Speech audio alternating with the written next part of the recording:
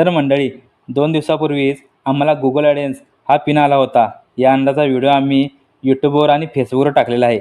आणि हा व्हिडिओ बघून आमचे जीवाभावाचे फॉलोअर्स यांनी आमचे सेलिब्रेशन करण्यासाठी छान असा केक आणला होता. आणि त्या केकवर कॉंग्रॅच्युलेशन अमित दादा, गुगल ॲडसेन्स असा प्रिंट करूनसुद्धा त्याने आणलं होतं. मग आम्ही सर्वांनी मिळून केक कापला. पहिला केक आम्ही दोघांनी माझ्या आईला भरवला, कारण तिचा आम्हाला पाठिंबा आहे म्हणूनच आम्ही इथवर पोचलो आहोत. मग आम्ही दोघांनी एकमेकांना केक भरवला आणि आमच्या मुलांनासुद्धा तितकाच व्हिडिओमध्ये सहभाग असतो, त्यांनासुद्धा केक भरवला. मग आमचे जीवाभावाचे फॉलोअर्स यांना आम्ही केक भरवला आणि त्यांच्यासोबत थोडा व्हिडिओ आणि फोटोज काढले. मग त्यांनी अनेक आम्हाला सरप्राईज दिलं.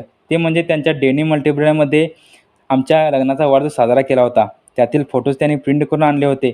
आणि हे आमच्या बाजूला असणारे रविदादा यांनीच हे फोटोशूट केलेलं आहे. यांचंसुद्धा फोटोशूट आहे. हे दीपदादांचे खास मित्र आहेत. त्यांचासुद्धा आमच्या प्रत्येक सेलिब्रेशनमध्ये सहभाग असतो. खरंच रविदादा, तुमचंसुद्धा मनापासून खूप खूप धन्यवाद. या सर्व गोष्टी आमच्यासोबत सेलिब्रेशन करून ते निघाले. कालच आमचं म्हणजे गुगल ऑडियन्स हे आलं आम्हाला, म्हणजे पिनकोड आला यूट्यूब कोणतं, आणि ते काल आम्ही व्हिडिओ टाकलेलाच, ते तुम्ही बघितला असेलच म्हणजे. तर आज ते व्हिडिओ बघून आमचे प्रत्येक वेळी आम्हाला सहकार्य करणारे, आमच्या व्हिडिओचा भरघोस आनंद घेणारे दीपक दादा चित्रंजीचे आहेत. त्याने आज आणि हे आमच्यासाठी एक असा छान असा केक घेऊन आलाय.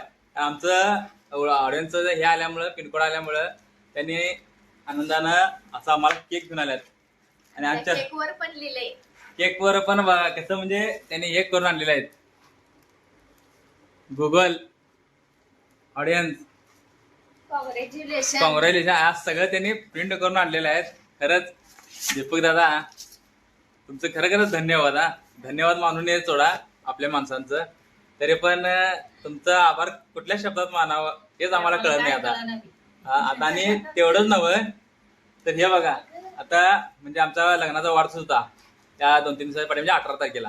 त्यावेळी सुद्धा व्हिडिओ बनवलाय मी, ते पण टाकलेला आहे व्हिडिओ. आणि त्यावेळी त्यांच्या शोरूममध्ये डेनिम मल्टीब्रँडमध्ये आम्हाला हे बोललेलं त्यांनी, म्हणजे वाढदिवस साजरा करण्यासाठी. आणि तो वाढदिवस साजरा झाला फुलता. आणि तिथं आम्ही आमचं फोटो काढलेलं, ते बघा फोटो तिथं काढलेला, ते प्रिंट करून सुद्धा फोटो आज त्यांनी घेऊन आल्यात. हा अल्बम सुद्धा, फोटो काढून या अल्बम सुद्धा असं प्रिंट करून आणलेला आहे त्यांनी. म्हणजे मागच्या जन्माचं काहीतरी हायच वाटतं. खरंच आमचं आणि त्यांचं नातं हे मागच्या म्हणजे गेल्या जन्मी काहीतरी असणारच आहे.